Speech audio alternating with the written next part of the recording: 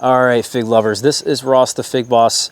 Today's video is a really important one because we're talking about caprification or pollination of fig trees. And the short and simple, little bit here we're going to do in this video is just really about what is pollination of figs, how do you do it, and then also what's the main benefit.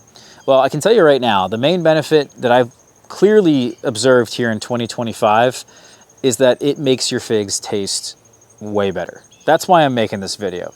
I think of a new fig variety and eating a fig off of that new variety for the first time as like buying an expensive bottle of wine, drinking that wine, saying to myself, wow, that was amazing. There was a ton of hard work that went into this, expertise, the soil, the climate, the variety, everything, right? It's the same thing with your figs. You're thinking to yourself, wow, I can't believe nature created this. When you pollinate them, it's just an explosion in your head even more. You're like, oh my God, like I can't believe nature did that.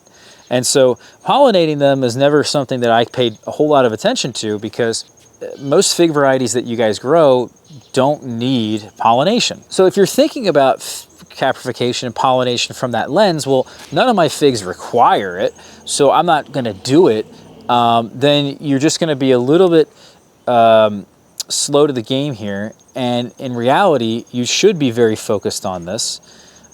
As I said, it's gonna make you completely spoiled is really what it's gonna do. You're gonna have a hard time going back to eating unpollinated figs. So let me show you right now some of the major differences between pollinated figs and unpollinated figs.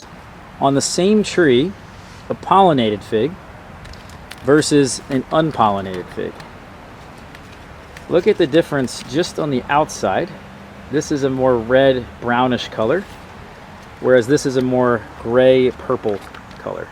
All right, now we get a side-by-side comparison. Look at the difference in the size and the shape, the colors of the skin.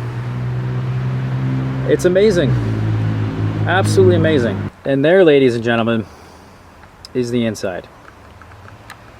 So sometimes the difference between pollinated and unpollinated is pretty subtle. Now I also want to show you guys how this process is actually done. I would say 90% of us watching right now don't live in an area with the fig wasp. So the only way we can actually accomplish this of pollinating our figs is to do it ourselves. We can't rely on the fig wasp to pollinate our figs for us. You need to get a male caprifig, and you need to get a male caprifig that produces pollen. You cut them in half through a fine mesh strainer, start tapping the figs to get the pollen out. It's almost like shaking the figs.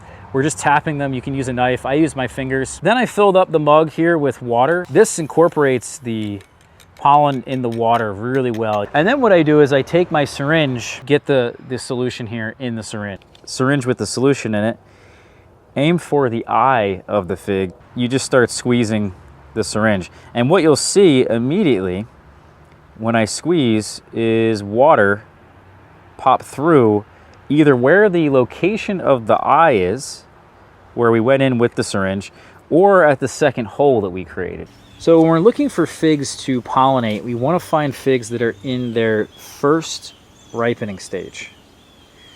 Now, some of these here might be a little bit too small. See, these have just formed here on the tree, but something like this size is probably perfect. You go down a little bit more. This is also perfect.